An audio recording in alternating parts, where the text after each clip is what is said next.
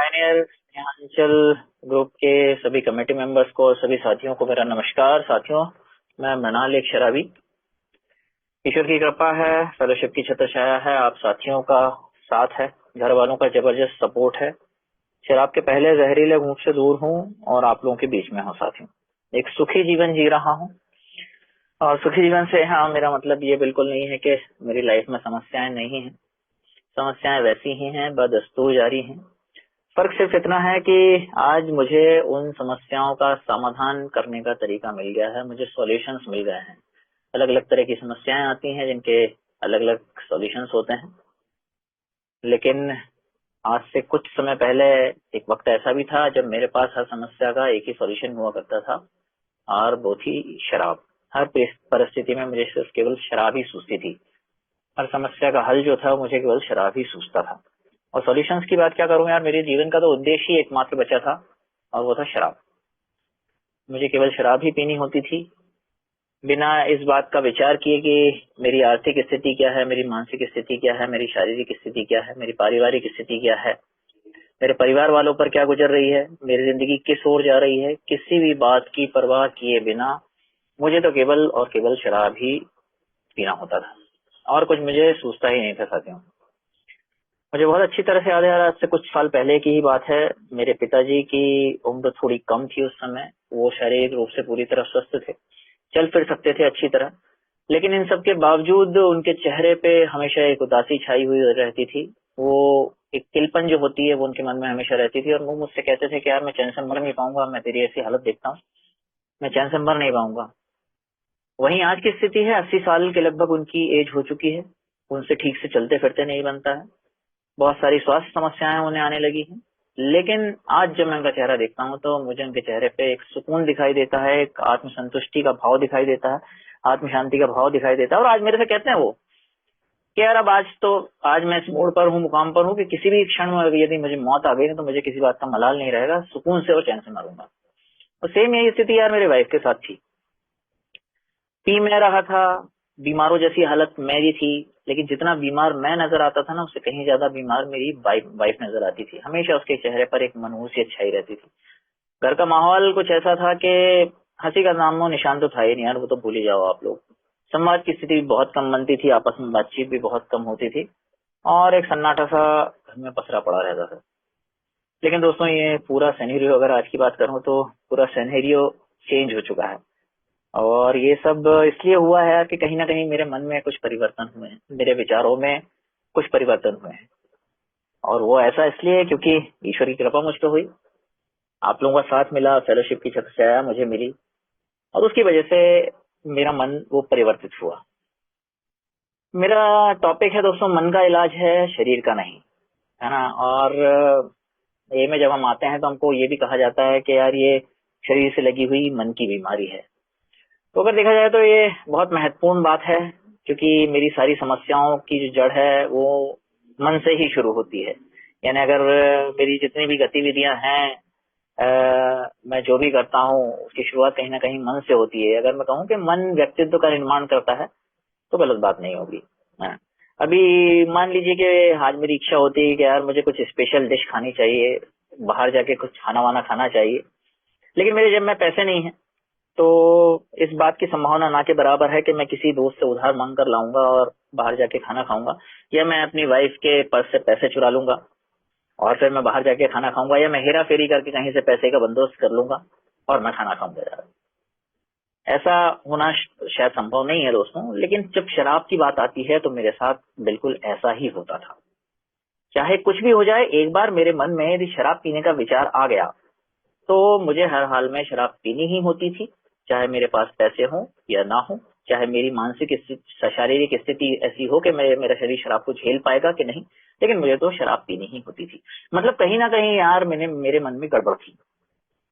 और साथियों, ये गड़बड़ मुझे बहुत अच्छी तरह से याद है कि कहीं ना कहीं बचपन से ही ये जो डिफेक्ट था मेरे मन के अंदर वो था।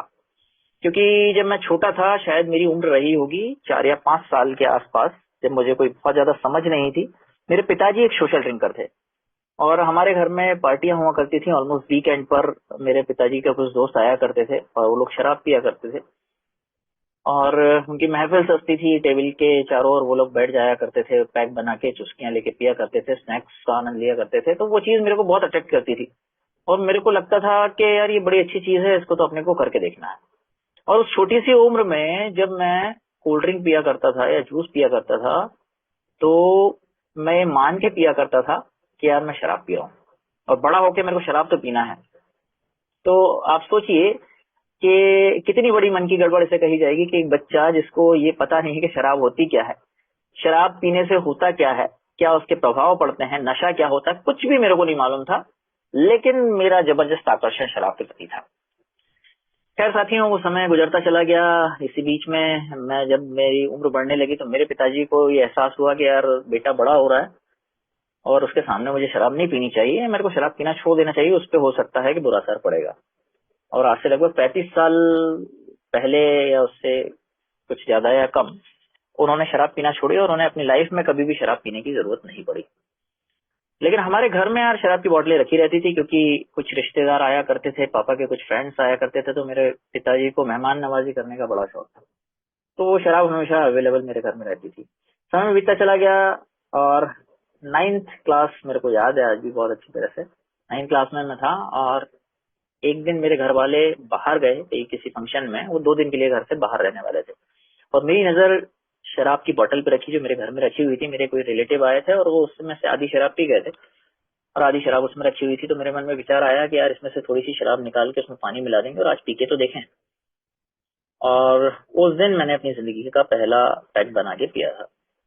हालांकि मेरे को उसका टेस्ट अच्छा नहीं लगा और मुझे सुरूर जैसा भी कुछ नहीं हुआ। ये और उस क्या दिन है, मुझे लाडो लगा है, क्या है? मन ये में क्या लाडो? आकर्षण चल रहा था शराब पीने के है लिए, ना? पैसे कोई ऐसी कोई खास बात है नहीं। और दोस्तों उसके बाद लगभग 2 साल गुजर गए और मेरे को ऐसा कभी इच्छा नहीं हुई कि शराब पी जाए। लेकिन जब मैं 12th क्लास में था तो फिर से एक बार मेरी इच्छा जागी। तब तक मैंने शराब के बारे में कुछ और जानकारी प्राप्त कर ली थी, मसलन के जैसे बियर पीना चाहिए, बियर हल्का नशा देती है, बियर का टेस्ट अच्छा होता है, कुछ जूस जैसा टेस्ट होता है। तो ये सारी चीजें पता करी थी और एक कुछ 3-4 दोस्तों के साथ मैंने प्लानिंग बनाई, उनको कन्विंस किया कि यार अपन बियर पीते हैं। और हम लोगों ने कुछ पैसे इकट्ठे किए और पहली बार वो बियर पी। और उस साल के दौरान लगभग 2 या 3 बार ऐसा मौका आया होगा कि जब मैं अपने दोस्तों के साथ बैठा और हम लोगों ने बियर पी। दोस्तों जब कॉलेज में पहुंचा तो कॉलेज का पहला ही दिन था, एक दोस्त था मेरा, हल्की हल्की बारिश हो रही थी, बारिश का सीजन शुरू ही हुआ था। मैंने अपने दोस्त से बोला, मैंने कहा चल बियर पीते हैं, लेकिन उसने पहले शराब पी रखी थी, वो कुछ पहले कुछ समय से शराब पी रहा था। तो मुझसे वो कहने लगा, अबे क्या तू बियर पीता है, पीना है तो विस्की पी। तो मैंने उसको बोला, नहीं यार मैंने सुना है कि ज्यादा तेज चढ़ जाती है, कुछ गड़बड़ हो जाएगी। मैंने कहा अरे मैं जैसे बताता हूँ ना वैसे भी कुछ भी नहीं होगा। मैं उसके साथ गया, हम लोग बार में गए, वहां पर उसने कुछ मात्रा में शराब मंगाई, एक स्नैक्स ऑर्डर किया और उस दिन हमने काफी लंबे समय तक बैठ के वो शराब का सेवन करा। दोस्तों वो मजा आज भी मेरे दिमाग में इम्प्रिंट है, उसकी छाप आज भी मुझे बहुत अच्छी तरह से याद है कि यार किस तरह से शराब पी थी, उसको मैं एहसास कर सकता हूँ।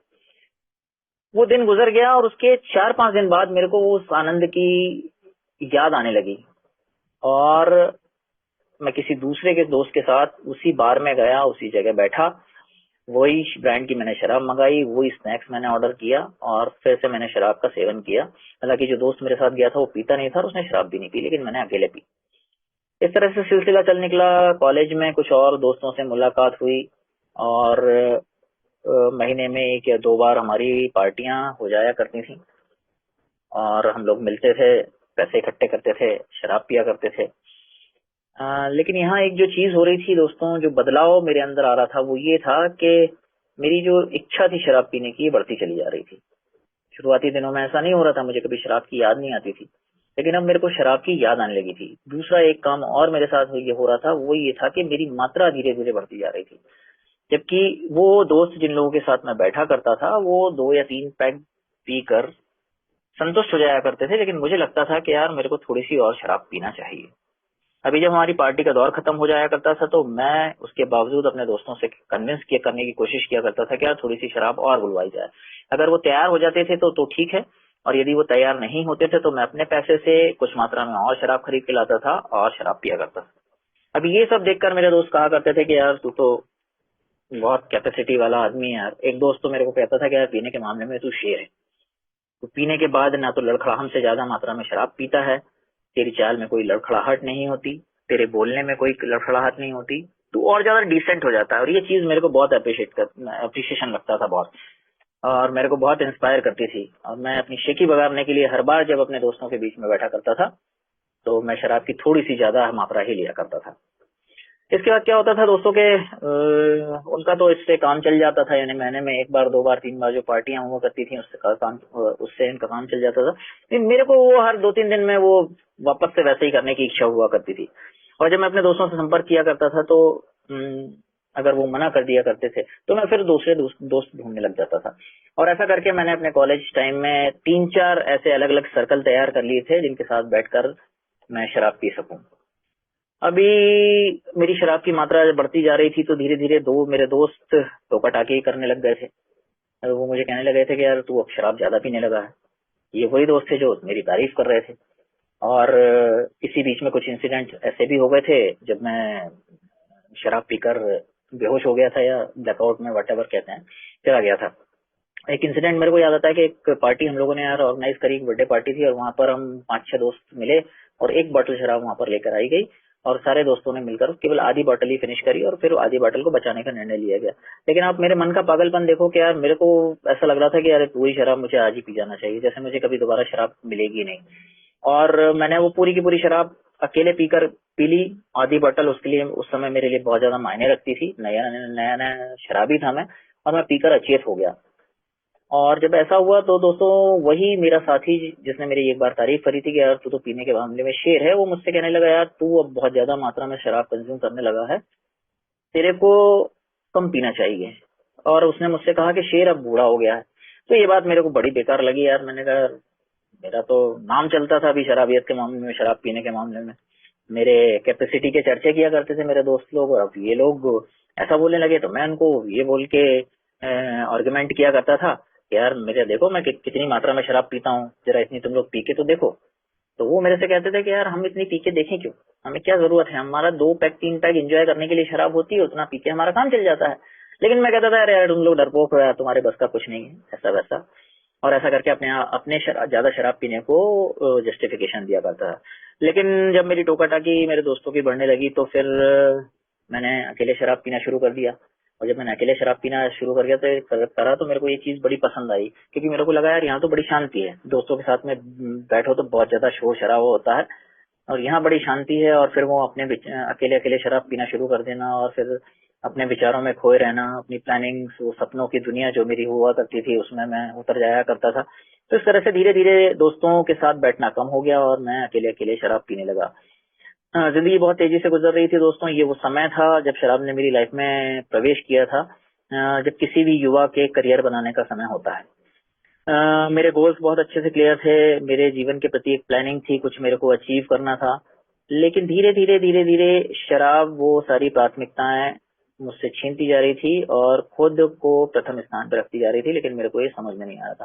खैर वो दौर पूरी तरह से गुजर गया, कब गुजर गया मेरे को पता ही नहीं चला, और मुझे समझ में ही नहीं आया कि यार मुझे जो लाइफ में हासिल करना था वो मैं हासिल कर ही नहीं पा रहा हूँ। और इस तरह से शराब की मात्रा बढ़ती चली गई। देन घर वालों को भी पता चल गया था। काफी समय से मैं शराब पी रहा था और बार बार मेरी मात्रा भी बढ़ गई थी, तो कहीं ना कहीं पता चलना ही था। घर वालों को पता चला तो थोड़ा बहुत घर में विवाद हुआ, मैंने आपका कुछ कहा सुनी हुई, लेकिन मेरे घर वालों ने फिर एक्सेप्ट कर लिया।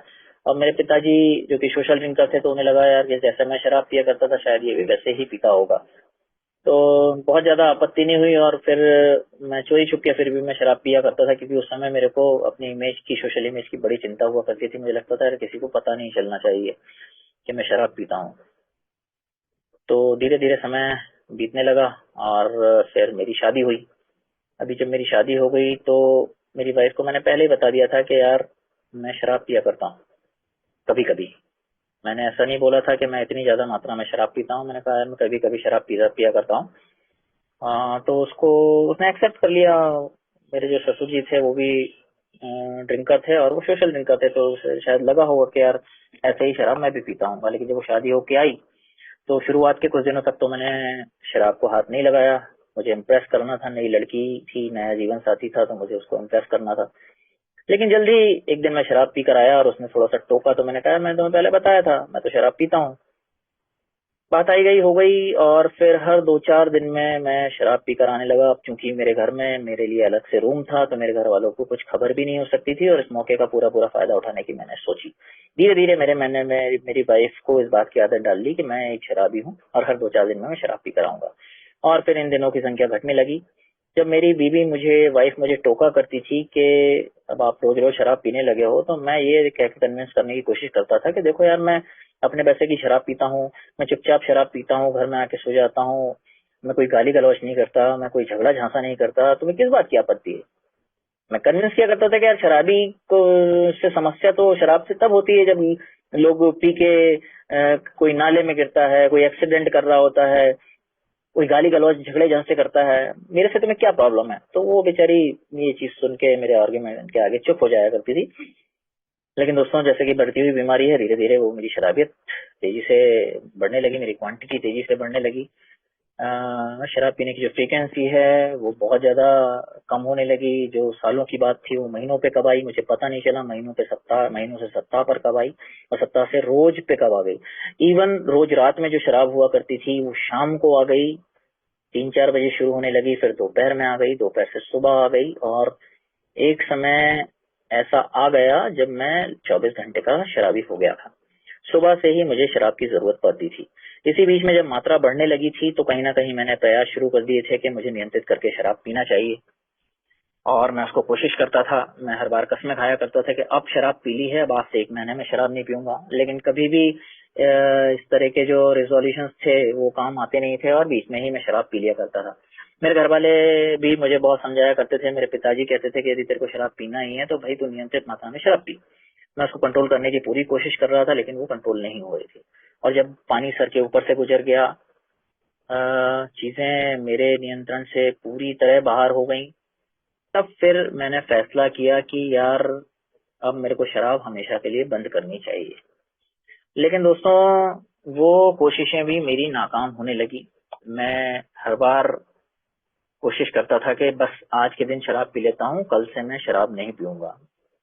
लेकिन वो मेरा प्रण कभी भी काम नहीं आता था। हर अगला दिन की शुरुआत मैं संकल्प के साथ करता था कि आज शराब नहीं पीना है, लेकिन जैसे जैसे दिन बीतता जाता था, मेरी वो इच्छा और ज्यादा बलवती होती जाती थी, और मैं वापस या तो सुबह से ही या फिर दोपहर शाम शराब पीने में पहुंच जाया करता था। अब यहाँ मेरे समझ में ये बिल्कुल नहीं आ रहा था कि यार, मेरे साथ ऐसा हो क्यों रहा है। मैं सोचता था कि मैं इतना बेवकूफ इंसान तो नहीं हूँ, ठीक ठाक समझ मेरे अंदर है, फिर मेरे साथ ऐसा क्यों हो रहा है। मेरे घर वालों को भी समझ में नहीं आ रहा था कि मेरे साथ ऐसा क्यों हो रहा है। सभी को ये लगता था कि मैं एडिक्ट हो चुका हूँ, मुझे लत लग चुकी है। मेरे पिताजी मुझे कहते थे कि शराब पी पी के तूने अपने आप को लत लगा ली, और मुझे भी कहीं ना कहीं ऐसा लगता था कि मुझे लत लग चुकी है। लेकिन फिर भी कहीं ना कहीं मेरे मन में ये बात चलती थी कि यार, कुछ ना कुछ और गड़बड़ तो है, मामला कुछ और है। लेकिन मुझे पता नहीं था कि यार वो मामला आखिर है क्या। खैर, समय और ज्यादा गुजरता गया, स्थितियां और ज्यादा बिगड़ती गईं। स्थिति ये आ गई थी कि मैं शराब पीने के बाद बहुत रोया करता था। मेरी वाइफ से मैं बातें किया करता था, उसके आगे गिड़गिड़ाया करता था। मैं उससे कहता था कि यार, मुझे इस चीज से निकलना है, मैं निकल नहीं पा रहा हूँ, तुम ही कुछ कर दो। मैं हाथ जोड़ के प्रार्थना भी करा करता था ईश्वर से कि यार, मेरे को बचा ले, या तो मेरे को मौत दो, या फिर मेरे को इस चीज से निकालो। तो कहीं ना कहीं यार वो प्रार्थना काम कर गई। उस समय ए में नहीं आया था, मुझे प्रार्थना का महत्व नहीं मालूम था, लेकिन परेशान इतना हो चुका था कि और कुछ मेरे पास बचा नहीं था। मेरे जैसा शराबी आम परिस्थितियों में प्रार्थना कभी करता भी नहीं। तो मेरी हालत इतनी ज्यादा खराब हो गई थी कि मेरे पास और कोई चारा बचा नहीं था, और मैंने सुन रखा था कि यार, प्रार्थना करने से सब कुछ हो जाता। तो मैंने प्रार्थना करना शुरू करा, और मुझे एक दिन किसी दूसरे शहर में जहाँ मैं मेरी सिस्टर के यहाँ गया हुआ था, वहां पर मुझे अल्कोहलिक्स एनोनिमस का मैसेज मिला। वहां पर खबर छपी हुई थी यार, एक अखबार के अंदर, उसमें लिखा था समुपदेशन से शराब छुड़ाएं। ये खबर मेरी सिस्टर ने सबसे पहले पढ़ी, और चूंकि मेरे घर के फैमिली के सभी सदस्य इस खोज में लगे हुए थे कि यार, ऐसा कोई तरीका मिल जाए जिससे शराब मेरी छूट जाए, तो मेरी सिस्टर ने मेरे को आके वो न्यूज का आर्टिकल दिखाया। वहां पर एक हेल्पलाइन नंबर दिया हुआ था। मैंने उस हेल्पलाइन नंबर पर फोन किया, और मैंने वो वेन्यू लिया जहाँ पर एक ही मीटिंग्स हुआ करती थी। दोस्तों, मैं वहां गया, और जैसा कि होता है, एक नया साथी हमारे लिए बहुत महत्वपूर्ण होता है। मैं भी एक नए साथी के तौर पर बहुत अच्छी तरह से ट्रीट किया गया। मुझे बहुत सम्मान मिला, मुझे बहुत प्यार मिला और मेरे को बहुत अच्छा लगा यार, क्योंकि जब से शराब शुरू शुरू की थी ना तो लोगों ने सम्मान देना छोड़ दिया था मेरे को। इवन मेरी वाइफ ही मेरी कोई बहुत ज्यादा कदर नहीं किया करती थी, तो वो बहुत दिनों बाद मेरे को एक खोया सम्मान मिला तो मेरे को बड़ा मजा आया यार। मैंने कहा यार वाह क्या बात है यार, ऐसे भी लोग हुआ करते हैं क्या। खैर वहां गया, पहली बार मुझे पता चला कि यार ये एक तरह की बीमारी है और मेरे को बताया गया कि यार ये शरीर से लगी मन की बीमारी है। तो हालांकि थोड़ी सी हिचकिचाहट मुझे इस बात में हुई, क्योंकि मेरे को तो अभी तक यही पता था कि शराब पीना एक तरह का एडिक्शन है, मुझे लत लगी हुई है। लेकिन थोड़ी सी परेशानी के बाद मैंने वो चीजें स्वीकार कर ली, क्योंकि वहां पर जो भाई लोग शेयर कर रहे थे ना उससे मेरे को बहुत ज्यादा आइडेंटिफिकेशन मिल रहा था। वो बता रहे थे कि यार कैसे हमारे मन में शराब पीने के विचार चलते हैं और कैसे जब हम एक बार शराब पीने बैठते हैं तो हम अपने आप को रोक नहीं पाते हैं। तो ये समस्या तो मेरी भी थी। तो वहां पर मेरे को समझाया गया कि यही हमारी मानसिक समस्या है, ये हमारे मन की बीमारी है कि मेरे को शराब पीने के विचार आते हैं और ये बहुत सहज विचार होते हैं, बिना किसी जद्दोजहद के मेरे दिमाग में आ जाते हैं। मैंने थोड़ा सा एनालिसिस किया तो मुझे लगा कि यार वाकई में ये चीज तो सही है। मुझे तो हमेशा विचार चलते रहते हैं, चाहे मुझे किसी दिन शाम को सब शराब पीनी हुई होती, शराब पीने का मैंने योजना बनाई होती, उसके बावजूद भी मेरे मन में तो सुबह से विचार चला करते थे। मतलब अभी मेरे को नॉनवेज खाने का बड़ा शौक है ना, और किसी दिन मैंने डिसाइड किया कि मुझे शाम को नॉनवेज खाना है, तो ऐसा कभी भी नहीं हुआ कि दिन भर मेरे मन में नॉनवेज खाने के विचार चलते रहे हो कि आज इस चीज ये वाला मीट खाना है, आज कहीं बाहर जाके खाना है कि घर पे बना के खाना है। इस तरह का कोई विचार मेरे मन में नहीं आता था। लेकिन शराब के मामले में क्या होता था कि सुबह से ही विचार शुरू हो जाते थे। पैसे हैं अगर जेब में तो कितने पैसे पड़े हैं, उतने पैसों में कितने शराब की व्यवस्था हो जाएगी, स्नैक्स को कैसे उतने पैसे के साथ मैनेज करेंगे, पैसे नहीं है तो फिर पैसे की जुगाड़ कहाँ से होगी, किससे पैसे लिए जाएंगे, उसको क्या टोपी पहनाई जाएगी, ये सारे उधेड़ बुन चलते थे। तो इस चीज को मैं तुरंत रिकॉग्नाइज कर गया मेरे भाइयों के। मैं समझ में आ गया कि हाँ यार मेरे मन में भी कहीं ना कहीं कोई गड़बड़ तो है। फिर दूसरी चीज मुझे बताई गई शरीर के बारे में कि यार जब मैं एक बार शराब पीना शुरू कर देता हूँ तो मैं फिर रुक नहीं पाता हूँ। तो वो चीज भी मुझे रिकॉग्नाइज कर गई, क्योंकि मैं देख रहा था कि मेरे बहुत सारे रिश्तेदार 1 या 2 पैक पीते हैं। मेरे वो दोस्त जिनके साथ मैंने शराब पीना शुरू करा था वो आज भी वैसे ही ड्रिंकर हैं, उसी तरीके से शराब पीते हैं, लेकिन मैं तो रोक नहीं पा रहा था। तो मैंने इस चीज को भी कबूल कर लिया कि यार मेरी शरीर भी बीमार है और साथ ही साथ मेरा मन भी बीमार है। फिर मैंने कहा कि इसका इलाज क्या है और इसका इलाज कैसे। मुझे बताया गया कि यार शरीर का तो कोई इलाज नहीं, मेडिकल साइंस में अभी तक ऐसी कोई मेडिसिन नहीं बनी, ऐसी कोई टैबलेट नहीं बनी, ऐसा कोई इक्विपमेंट नहीं बना, ऐसी कोई कंसल्टिंग नहीं बनी जो मेरी इस बीमारी को ठीक कर देगी। तो मैंने कहा फिर क्या। तो फिर उन्होंने मुझे बताया कि मन का इलाज है, इस मन का कुछ किया जा सकता है। लेकिन आप यकीन मानिए दोस्तों कि मुझे बहुत अच्छी तरह से ये चीजें समझाई जा रही थी। इस दौरान मेरे सफर की भी शुरुआत हो गई थी, तो बहुत सारे अनुभव भी, कुछ मीटिंग्स मैंने अटेंड करी थी, बहुत सारे अनुभव भी मुझे बता दिए, सुन लिए थे मैंने कई भाइयों के अनुभव। उसके बावजूद मैं क्या सोच रहा था कि यार ये लोग कह रहे हैं कि मन का इलाज है, शरीर का इलाज नहीं है। लेकिन अगर मुझे इस बीमारी के बारे में ठीक तरह से पता चल गया है कि बीमारी कैसे काम करती है, मतलब मेरी जो फिजिकल एलर्जी है वो कैसे काम करती है, तो मैं काउंटर प्लान तैयार कर सकता हूँ शराब के प्रति। क्योंकि मैं मन का इलाज तो चाहता ही नहीं था ना यार, मैं तो चाहता था शरीर का इलाज हो जाए, मन में तो शराब पीने की इच्छा रहे। बस ये है कि मैं कभी कभी शराब पी लिया करूं। तो अगर मुझे इस बीमारी की बारीकी पता चल गई है कि किस तरह से काम करती है, तो मैं एक योजना तैयार कर सकता हूँ। आज की डेट में मुझे मालूम चल गया है कि यार आज अगर शाम को मैंने शराब पी तो सुबह उठ के मुझे क्रेविंग होगी, लेकिन वो क्रेविंग को मैं दबा सकता हूँ ना खाना खा के। तो मैंने यार प्रैक्टिकल करना शुरू कर दिया। मैं ऐसा किया करता था कि सैटरडे की शाम को शराब पीता था। मैंने डिसाइड किया कि यार तब तक चूंकि एक ही शुरुआत हो चुकी थी, एक ही संपर्क में आ गया था, तो थोड़े थोड़े दिन की सोब्राइटी मेरे को मिलने लगी थी। तो मैंने डिसाइड किया कि अब मैं शनिवार को शाम को ही शराब पिया करूंगा, और सुबह जब संडे को उठूंगा तो इससे पहले बिना कुछ सोचे समझे सबसे पहले मैं नाश्ता कर लिया करूंगा भरपेट। तो इससे क्या होगा कि जो सुबह की क्रेविंग है वो दब जाएगी, और फिर पूरा सप्ताह मैं इसी तरह निकालूंगा, और फिर जब नेक्स्ट सैटरडे आएगा तो मैं फिर से शराब पी लूंगा। लेकिन दोस्तों बहुत ज्यादा दिन तक मैं ऐसा कर नहीं पाता था, और हर सैटरडे के बाद वो संडे आ जाता था जब मैं बिना सोचे समझे शराब पीने पहुंच जाया करता था। और कई दिनों तक यार प्रैक्टिकल करने की कोशिश करी है, और वो सारे प्रैक्टिकल हम जानते ही हैं कि शराब की मात्रा को कम करना, बढ़ाना, ब्रांड को चेंज करना, जगह को चेंज करना, सारी कोशिशें करके देख ली, और मैंने सोचा कि किसी तरह मैं नियंत्रित सुरक्षित तरीके से शराब पी सकूं। लेकिन दोस्तों थक गया, हार गया। आखिरी में फिर अपने साथियों के पास आया। फिर मैंने कहा कि भाई आप लोग सही कह रहे हैं, शरीर का कुछ नहीं हो सकता, मन का कुछ हो सकता है, तो बताओ मन का क्या हो सकता है, क्या इलाज है मन का। तब मुझे बताया गया कि यार मन का इलाज है एक ही, ये 12 कदम। ये 12 कदमों को अगर मैं करता हूँ ठीक तरह से, पूरी ईमानदारी से इन 12 कदमों को करता हूँ, तो फिर मेरा कुछ हो सकता है। मुझे अपना संपूर्ण मानसिक बदलाव करना पड़ेगा, कंप्लीट साइकिक चेंज जिसे कहते हैं। वो यदि मैंने कर लिया तो फिर मेरे को शराब पीने की कभी जरूरत नहीं पड़ेगी, क्योंकि मेरे शराब पीने की इच्छा तो दरअसल मेरे मन से ही शुरू होती है। वो मेरा मन ही है जो मेरे मन में मैं पहली बार शराब पीने का विचार लाता है, और देन फिर मेरा शरीर उस जगह तक पहुंचता है, शराब पीता है। तो यदि मेरे मन को ही मैं सुधार लूं, उसमें वो विचार ही ना आए, या फिर वो विचार आए भी तो वो इतना शक्तिशाली ना रहे कि मैं जाके उसकी वजह से शराब पी लूं, तो फिर काम बन सकता है।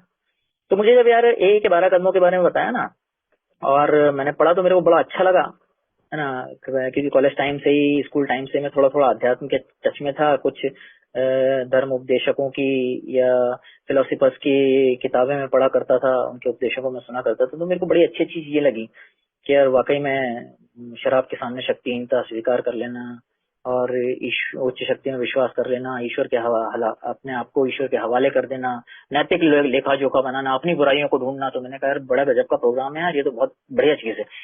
तो मैंने कहा यार शुरू करते हैं।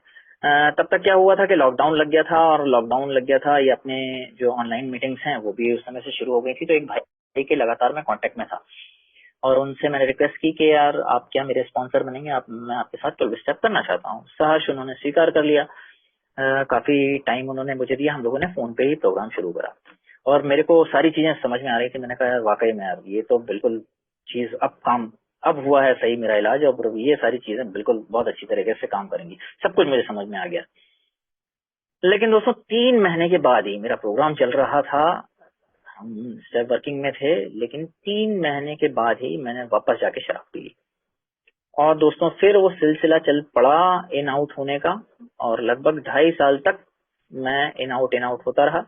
मैं हर बार स्पॉन्सर लेता था, प्रोग्राम शुरू करता था, स्लिप हो जाया करता था। स्लिप हो जाने के बाद मैं सोचा करता था कि यार स्पॉन्सर में ही कोई गड़बड़ है, स्पॉन्सर बदल लो। स्पॉन्सर बदल के फिर प्रोग्राम शुरू करा करता था, फिर मैं स्लिप हो जाया करता था। और ऐसा 4-5 बार होता रहा। और जब मैं इन सारी चीजों से थक हार गया, तो फिर मुझे लगा कि यार कहीं ना कोई गड़बड़ तो है। फिर मैंने अपने दोस्तों से समझने की कोशिश करी, तो मेरे को बताया गया कि यार ये प्रोग्राम किसी तरह की कोई फॉर्मेलिटी नहीं है कि मतलब मैं एक बार 12 कदम कर लूंगा तो फिर बस मेरा इलाज हो गया, और ये मैंने या पढ़ लिया या समझ लिया तो इससे ही मेरा काम हो जाएगा। बल्कि इन 12 कदमों को मुझे अपने जीवन में उतारना पड़ेगा। मुझे ये यहाँ जो बातें बताई जाती हैं उन्हें पूरे अंतर्मन से स्वीकार करना पड़ेगा। सिर्फ ये समझने से काम नहीं चलेगा कि मैं शराब के आगे शक्तिहीन हूँ। मुझे अपने अंतर्मन से ये स्वीकार करना पड़ेगा कि मैं एक शराबी हूँ, और अगर मैं वाकई में एक शराबी हूँ तो मैं दूसरों की तरह शराब नहीं पी सकता। मेरे को अपनी संपूर्ण पराजय स्वीकार करना पड़ेगा। लेकिन यहाँ एक बड़ी समस्या थी यार, क्योंकि मेरे को तो क्या था कि वो दूसरे बड़े आकर्षित करते थे, वो दोस्त लोग, वो रिश्तेदार मेरे को आकर्षित करते थे, और मुझे हर बार यही लगता था ना कि ये लोग जब एंजॉय कर सकते हैं शराब को, तो मैं भी तो एंजॉय कर सकता हूँ। और एक टाइम ऐसा था जब मैं एंजॉय कर ही रहा था शराब को। तो मेरे को ये बताया गया कि ये जो भावना है ना मन की, इसको निकालना पड़ेगा यार। जब मैंने अपने साथियों के साथ शेयर किया कि यार मेरे को तो ऐसा ऐसा एहसास होता है, तो उन्होंने कहा यार ये जो भावना है ना वो मन की निकालना पड़ेगा। और इसके लिए सबसे अच्छा तरीका है कि अपने जीवन के अनुभवों को एनालिसिस कर लूं। मैं अभी तक जो मेरे को एक्सपीरियंस हुए हैं शराब के मामले में, क्योंकि कोशिश तो मैं करता रहा ना, बार बार कोशिश करता रहा कि मैं सुरक्षित तरीके, नियंत्रित तरीके से शराब पी लूं। तो एक तो मैं अपने जीवन के अनुभवों को एनालिसिस कर लूं, साथ ही इतनी सारी कहानियां हम हर शेयरिंग में सुनते हैं, है ना। कितने सारे भाई बताते हैं कि यार मैंने ये किया था, वो किया था, फिर भी मैं कभी भी सुरक्षित तरीके से, नियंत्रित तरीके से शराब नहीं पी पाया। इतने सारे उदाहरण, तब तक बिग बुक भी पढ़ना शुरू कर दी थी, तो उसमें भी बहुत सारे उदाहरण दिए हैं। वो 25 साल के एक व्यापारी का उदाहरण भी मुझे याद है, जिसने 25 साल की उम्र में शराब पीना बंद कर दी थी, क्योंकि उसे अपनी जिंदगी में एक मुकाम हासिल करना था। और 25 साल के लंबे समय तक वो अपने करियर को तमाम ऊंचाइयों पर ले गया, और जो कुछ उसे चाहिए था वो उसने हासिल कर लिया। और फिर 25 साल बाद उसने डिसाइड किया कि अब मैं शराब पी सकता हूँ। और जैसे ही उसने शराब पीना शुरू करी तो 4 साल के अंदर लगभग उसकी डेथ हो गई थी। और ऐसे बहुत सारे तमाम उदाहरण बुक में पड़े हुए हैं। तो मुझे कहा गया कि यार ये सिखाने के लिए काफी तो है। अगर मुझे लगता है कि मेरे दूसरे भाई जो कह रहे हैं वो मेरी जैसी ही कहानी कह रहे हैं, जैसा उनके साथ हुआ वैसा ही मेरे साथ हुआ है, तो क्या जरूरी है कि बार बार मैं प्रैक्टिकल करूं। और प्रैक्टिकल भी मैं कर चुका हूं बहुत सारे। तो प्रैक्टिकल करने के बाद भी डाक के 3 पात, नतीजा वही है। तो बार बार मुझे उलझने की क्या जरूरत है। तो जब इस चीज को ठीक तरह से गौर किए, इस चीज पे थोड़ा ठीक तरह से गौर किया ना, तो तब यार मन में कहीं ना कहीं वो स्वीकार्यता का भाव जगा कि वाकई में मैं एक शराबी हूँ, और अगर मैं एक शराबी हूँ तो दूसरों की तरह शराब नहीं पी सकता। तो तब जाके वो पहला कदम कहीं ना कहीं आया कि मैं शराब के सामने शक्तिहीन हूँ। तो अब मैं शराब के सामने शक्तिहीन हूँ तो मैं लड़ तो सकता ही नहीं हूँ, मेरे अंदर लड़ने की शक्ति नहीं। क्योंकि जब मैं शराब के से लड़ने जाऊंगा, मैं कोशिश करूंगा कि मैं तेरे को नियंत्रित कर लूंगा, तब वो मेरे को पछाड़ देगी, पटक देगी। तो यहाँ तक तो बात ठीक थी, लेकिन यहाँ के बाद फिर प्रश्न एक उठता है कि अगर मेरे अंदर शक्ति नहीं है तो मेरे को शक्ति तो चाहिए ही चाहिए ना। मेरी बीमारी से लड़ने के लिए, शराब से लड़ने के लिए शक्ति तो चाहिए ही चाहिए। तो फिर वो शक्ति कहाँ से आएगी? क्योंकि और जितनी शक्तियों को मैं जानता था वो तो सारी नाकाम हो गई थी ना। मेरी इच्छा शक्ति फेल हो चुकी थी। चिकित्सीय सहायता मैंने ले ली थी, डॉक्टर्स के पास मैं जा चुका था। मेरे घर वाले मुझे बाबाओं के पास ले जा चुके थे। वो मुझे तमाम तरह की कस्में खिला चुके थे या कस्में दे चुके थे। लेकिन ये सारी की सारी शक्तियां मेरे लिए बेकार थी। तब मुझे बताया गया कि मानवीय शक्ति यार यहाँ पर कोई भी काम नहीं आने वाली है। मानवीय शक्ति से, वो एक उच्च शक्ति, मानवीय शक्ति से भी बड़ी शक्ति, अगर उस पर मैं विश्वास करूं तो कुछ हो सकता है, तो मेरा काम बन सकता है। तो तब जाके साथियों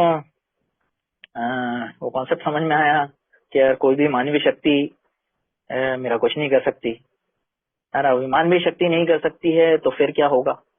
फिर कौन सी शक्ति होगी? तो वो ईश्वरीय शक्ति होगी। तो फिर मुझे विश्वास करना था उस ईश्वर पे। तो मुझे इस बात पे यकीन करना था कि ईश्वर ही कर सकते हैं और करेंगे अगर मैं उन्हें खोज लूं तो। लेकिन यहाँ भी बड़ी एक समस्या थी कि मेरे जैसा जो शराबी होता है वो विश्वास करने के मामले में बड़ा कच्चा होता है ना। किसी पे फेथ नहीं कर सकता। और एक तो मेरा ये थोड़ा सा ईगो रहता है। वो ईगो ये रहता है कि यार मैं कैसे किसी दूसरे के चीज के, मतलब मैं फिर अगर मैं ईश्वर पे सब कुछ छोड़ दूं, ईश्वर के हवाले ही सारी चीजें कर दूं, तो फिर मेरे टैलेंट का क्या है? जो मैं अपने आप पे इतना गर्व करा फिरता हूँ कि मैं इतना इंटेलिजेंट हूँ, मेरे अंदर ये योग्यता है, मेरे अंदर वो योग्यता है, उन सब का क्या? तो इस चीज में मेरे को बड़ी समस्या थी यार। लेकिन साथियों के कहने पे जब मैंने अपने जीवन को ठीक तरह से एनालिसिस किया, तब मैंने पाया कि अभी तक अपनी लाइफ में मैंने जिन भी चीजों के लिए जो भी प्रयास किए हैं, यहाँ केवल शराब की बात नहीं है, दूसरी भी चीजों की अगर बात कर लूं, तो मैं दरअसल सबके सभी चीजों के सामने शक्तिहीन था। मेरी योजनाएं लगभग लाइफ में बनाई हुई ज्यादातर योजनाएं विफल हो चुकी थी, है ना। मेरा जीवन तो शराब पी के अस्त व्यस्त हो ही गया था, लेकिन और भी कोई चीज मेरी लाइफ में मेरी मर्जी से चली हुई चीज कभी काम ही नहीं आई थी।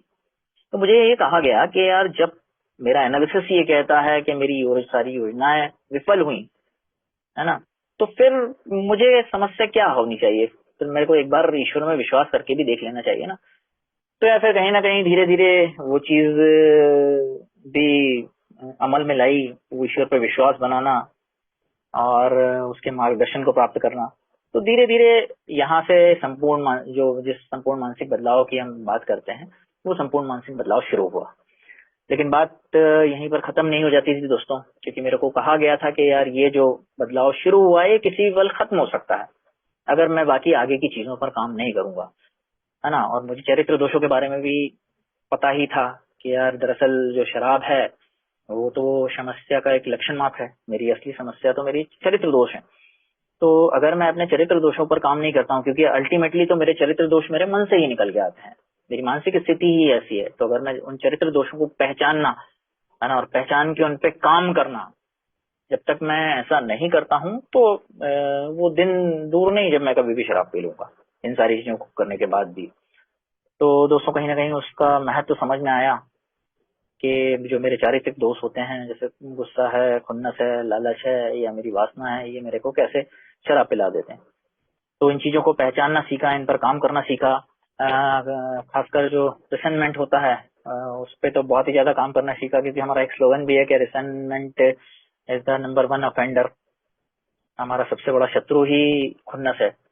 और मेरे जिंदगी के अनुभव भी यही कहते हैं कि यार सबसे ज्यादा शराब अगर मुझे किसी ने पिलाई है तो उस खुन्नस ने पिलाई है, उस खुन्नस ने पिलाई है। कई बार ऐसा हुआ है खुन्नस के चलते, कभी किसी पारिवारिक सदस्य से किसी प्रकार की बहस हुई हो, किसी कलीग से मेरी बहस हो गई हो, इन सारी चीजों के चलते मैंने जाके शराब पी ली। तो इन सारे चारित्रिक दोषों पे शराब में सॉरी काम करना शुरू करा साथियों। और धीरे धीरे आज स्थिति ये है कि एक मानसिक बदलाव की ओर अग्रसर हूँ और एक सुखी समाधानी जीवन जी रहा हूँ। और इसमें है इस फेलोशिप का बड़ा योगदान है, आप साथियों का बड़ा योगदान है, क्योंकि लाइफ में एक मौका ऐसा भी आया था जब लगभग सभी जगह से मैं नकार दिया गया था, इवन मेरे घर वालों से भी नकार दिया गया था। मेरे घर वालों का मुझे अल्टीमेटम मिल गया था कि अब अगर मेरी शराब बंद नहीं हुई तो मेरे पिताजी ने कहा था कि तुझे घर से निकाल देंगे, और मेरी वाइफ ने भी कहा था कि यार अब मैं तुम्हें छोड़ के चली जाऊंगी। हालांकि उस समय तक उनको एलोन का मैसेज मिल गया था, और मेरे को लगता है यार कि बड़ी कृपा है ईश्वर की उन लोगों पर जिनकी वाइफ भी अनअनाउंस होती हैं, क्योंकि मेरी वाइफ का मेरी रिकवरी में बहुत बड़ा योगदान रहा है। क्योंकि एक समय ऐसा आया था जब मेरा तो ए पे से विश्वास उठ गया था, लेकिन इस प्रोग्राम पर उनका विश्वास बना हुआ था, और कहीं ना कहीं उनके विश्वास की वजह से मेरा कमबैक हुआ है। लेकिन इवन उनके प्रोग्राम में आने के बाद भी इतनी ज्यादा स्थिति मेरी खराब हो गई थी कि वो मेरे से तंग आ गई थी, और उन्होंने ये कहा था कि यार मैं कुछ दिनों के लिए शराब तुमको छोड़कर जा रही हूँ, और जब तुम ठीक हो जाओगे तो मैं वापिस आ जाऊंगी। लेकिन ईश्वर की कृपा रही यार दोस्तों कि ऐसा हुआ नहीं। तो ऐसे समय में जहाँ मेरे घर के सबसे करीबी लोग जो थे उन्होंने भी मेरे को नकार दिया था ना, उस समय में यार फेलोशिप ने मेरे को साथ दिया है ना। भाइयों ने मुझे अपना कीमती समय दिया और मुझे प्रोग्राम में बनाए रखा। एक समय ऐसा आया था कि जब मैं हताश हो चुका था पूरी तरह से, और मुझे लग रहा था कि यार ये प्रोग्राम सब पे काम करेगा लेकिन मेरे ऊपर काम नहीं करेगा। और बार बार बिग बुक में कार्यक्रम प्रक्रिया में हम पढ़ते हैं कि कुछ लोग मानसिक रूप से ऐसे होते हैं कि वो पूरी तरह से ईमानदार होने के योग्य ही नहीं होते हैं। तो मेरे को बार बार ये लगता था कि यार मैं ही वो इंसान हूँ, मेरे लिए ही लाइनें लिखी गई हैं, मेरे जैसे ही लोगों के लिए ये लाइनें लिखी गई हैं। तो विश्वास पूरी तरह से अल्कोहलिक्स एनोनिमस टूट गया था। और जब जब मैं शराब पीता था और साथियों से भाइयों से बातें करता था तो मेरे को यार कभी किसी ने ये नहीं बोला कि अब तेरा कुछ नहीं हो सकता, तेरे को अभी 2 साल से 2.5 साल से हम तेरे को समझा रहे हैं लेकिन तेरी समझ में नहीं आ रहा, अब तेरा कुछ नहीं हो सकता। मेरे को हमेशा यही बोला गया कि यार कोई बात नहीं, वन डे टाइम का, आज से शुरू हो जाओ, वापस से चालू हो जाओ। तो यार कहीं ना कहीं ये चीज थी जिसने मेरे को आप लोगों के साथ बनाए रखा, इस प्रोग्राम के अंदर बनाए रखा। और वाकई में शुक्रगुजार हूँ यार। मेरे को बहुत अच्छी तरह से याद है कि किस तरह से मेरे भाई लोग मुझे समय दिया करते थे। मैं शराब पीकर उन्हें कॉल किया करता था। नशे में कहा जाता है कि शराबी से बात नहीं करना चाहिए ज्यादा, लेकिन मेरे को बहुत बहुत समय दिया गया है। तो इस प्रेम ने, इस प्यार ने मेरे को प्रोग्राम के अंदर बना के रखा यार। और ये भी कारण रहा है कि जो मन बदलाव, मतलब क्योंकि जहाँ प्रेम मिलता है तो फिर मन का बदलना भी आसान होता है। तो जो जिस संपूर्ण मानसिक बदलाव की बात हम करते हैं तो ये प्रोग्राम तो है ही, इसके कदम तो है ही, लेकिन आप लोगों का प्यार का भी योगदान कहीं ना कहीं उसमें है यार। अगर वो नहीं मिलता तो शायद इतना लंबा सफर मैं तय कर नहीं पाता, इतने ज्यादा दिनों तक मैं टिका नहीं रह पाता। तो आज के दिन भी दोस्तों चूंकि one day at A time का प्रोग्राम है तो वो सारी प्रक्रियाएं लगभग चालू ही हैं, है ना। ये one day at A time का जो स्लोगन है ये मेरे को बड़ा पसंद आया था पहले दिन ही, लेकिन इसको जीवन में लागू करने में मेरे को एक लंबा समय लग गया, है ना। मेरे को पहले दिन तो लगा कि यार वाह क्या चीज है यार one day at A time. इसके हिसाब से तो मैं शराब से तमाम उम्र दूर रह सकता हूँ, क्योंकि मैं तो अभी तक सोचता था कि आज के दिन मैं शराब पी लेता हूँ, कल से मैं शराब नहीं पीऊंगा। लेकिन यहाँ पर मेरे को बताया जा रहा है कि आज शराब नहीं पीना है, कल की कल से देखेंगे। तो मेरे को वो बड़ा स्लोगन पसंद आया था, लेकिन उस पे अमल करने में मेरे को बड़ा लंबा समय लग गया। मुझे ये समझने में कि वन डे टाइम का दरअसल मतलब क्या होता है, ये समझने में बड़ा समय लग गया। मुझे समझ ही नहीं आ रहा था कि यार वन डे टाइम का मतलब है कि मुझे सिर्फ एक दिन के हिसाब से जीवन जीना है। क्योंकि जैसे ही मैं सोब्राइटी में आता था, महीने 2 महीने निकलते थे मेरे, और मेरे को डर लगने लग जाता था कि यार अभी 1 महीने में शराब से दूर हूँ, अभी बाकी का जीवन मैं कैसे निकालूंगा शराब के बिना। और जैसे ही वो डर लगना शुरू होता था ना, तो उसके कुछ ही समय बाद मैं शराब पी लिया करता था। अब ये one day at A time का मतलब यहाँ पर समझ में आता है कि मेरे को महीने 2 महीने की सोचने की जरूरत क्या है। मेरे को तो 24 घंटे निकालना है, आज का दिन निकालना है। एक दिन के हिसाब से मुझे अपनी सोबराइटी के लिए प्रार्थना करनी है ईश्वर से। एक दिन के हिसाब से मुझे मीटिंग करना है, मीटिंग में शेयरिंग करना है, अपने साथियों से मिलना है। जो प्रोग्राम मुझे छोटी छोटी बातें कहता है उस प्रोग्राम पे करना है। और बस बढ़ते रहना है यार। तो एक दिन के हिसाब से मेरा जीवन चल जाता है, और एक दिन की सोब्राइटी को ही मैं मैनेज कर सकता हूँ, उससे ज्यादा तो मैं मैनेज कर ही नहीं सकता। तो ये जो खूबसूरती एक छोटा सा लाइन है कि वन डे एट टाइम, इसका मतलब समझने में और इसको इम्प्लीमेंट करने में एक लंबा समय लग गया दोस्तों। लेकिन जैसे ही ये चीज समझ में आई तो फिर मेरे लिए चीजें थोड़ी आसान हो गई पहले से, है ना। और अभी ये one day at a time का फॉर्मूला मैं लगभग जीवन के हर पहलू में लागू करने की कोशिश करता हूँ। तो दोस्तों बस इसी तरह प्रोग्राम पे चलता रहता हूँ यार, आप लोगों की बात मानता रहता हूँ, प्रोग्राम जो कहता है वो मानता रहता हूँ, स्पॉन्सर के बराबर टच में रहता हूँ, मीटिंग्स में बराबर बना रहता हूँ, शेयरिंग्स करता हूँ, जब मौका मिलता है तो 12 स्टेपिंग करने की कोशिश करता हूँ। और बस यार इस सुरक्षा घेरे में बना रहता हूँ। और मुझे बहुत अच्छी तरह से मालूम है कि जब तक इस सुरक्षा घेरे में बना हुआ हूँ तभी तक मेरी सोब्राइटी बरकरार है, नहीं तो मेरी बीमारी बहुत ही चतुर चालाक और मायावी है। एक्चुअली तो मतलब वो मेरा दिमाग है, तो मेरे को कभी भी शराब पिला देगा। मेरी बीमारी हमेशा मेरे कंधे पर बैठी हुई है और सिर्फ मौके की तलाश कर रही है, और जैसे ही उसे मौका मिलेगा तो मुझे कब दबोच लेगी मुझे समझ भी नहीं पाएगा। तो साथियों इसी के साथ अपने अनुभवों की समाप्ति करना चाहूंगा, और आप सभी को बहुत बहुत धन्यवाद देना चाहूंगा कि आपने सब्रपूर्वक मुझे सुना। और होप पायनियर स्नेहांचल ग्रुप का बहुत बहुत धन्यवाद, कमेटी मेंबर्स का धन्यवाद करना चाहूंगा कि आप लोगों ने मुझे यहाँ सेवा करने का मौका दिया, अपने अनुभव यहाँ रखने का मौका दिया। बहुत बहुत धन्यवाद मित्रों। कृपया ध्यान दें। कृपया ध्यान दें। कृपया ध्यान दें।